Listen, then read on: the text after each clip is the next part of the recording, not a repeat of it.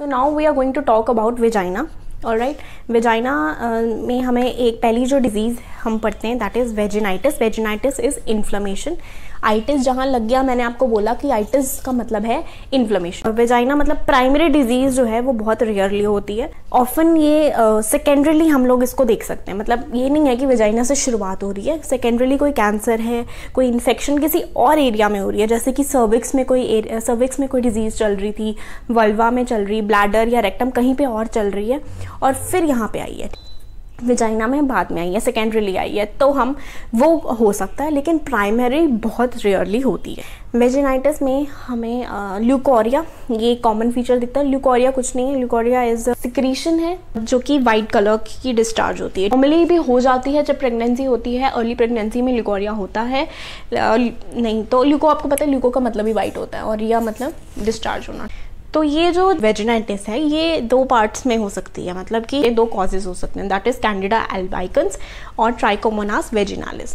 अब जो कैंडिडा अल्बाइकन्स हैं उसमें क्या होता है, इन दोनों में डिफरेंशिएट कैसे कर सकते हैं कि ये जो है कर्डी वाइट डिस्चार्ज देता है. ठीक है, बुक्स में ये लिखा हुआ है कर्डी मतलब थोड़ा थिक वाइट सा डिस्चार्ज देगा. लेकिन जो ट्राइकोमोनास वेजिनालिस है वो ग्रे और ग्रीन डिस्चार्ज देगा. कौन सा? Grey green discharge.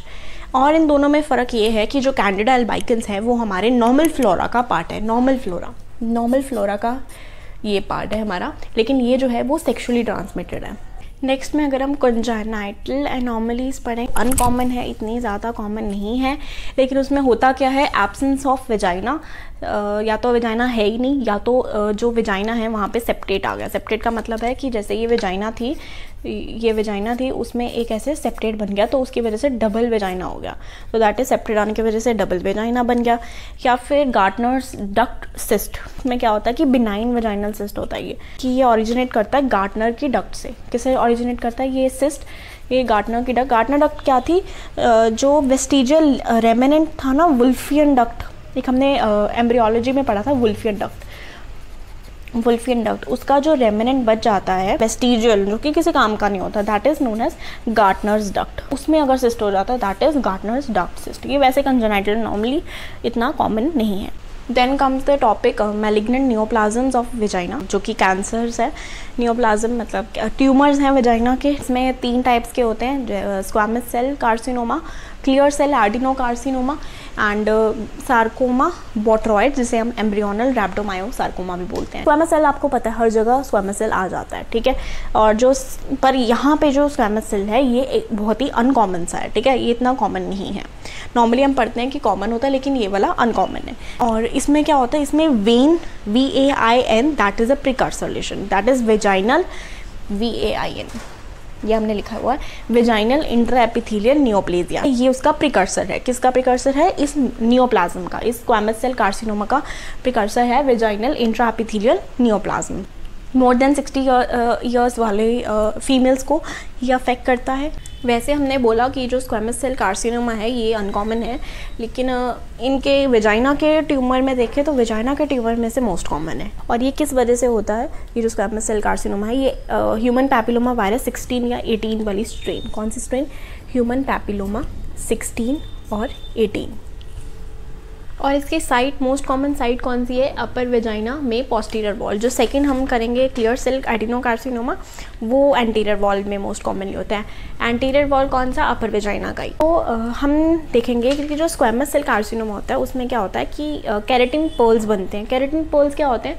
कुछ नहीं, बस जैसे ये हमारा एक सेल है, जैसे कि यहाँ पे ग्लैंड में ये स्क्वामस सेल्स हैं रेड वाले, और इसके ऊपर केराटिन की लेयर है. नॉर्मल क्या होता है कि स्क्वामस सेल कैंसर हुआ तो स्क्वामस सेल्स यहाँ से नीचे आ गए, तो नीचे आए ये रेड कलर वाले स्क्वामस सेल्स, उसके अंदर भी केराटिन का डिपोजिशन हो गया. अब केराटिन का ये देखो, ये केराटिन का ऐसे डिपोजिशन ऑरेंज कलर में, और बाहर रेड कलर का स्क्वामस सेल्स. तो this is known as keratin pearls. कि नेस्ट सा बन जाता है. जो ट्यूमर है स्क्वामस सेल्स वो नीचे आ जाते हैं और नेस्ट बना देते हैं, that is known as keratin pearls, जो कि हमें माइक्रोस्कोपिकली दिखता है किसके अंदर?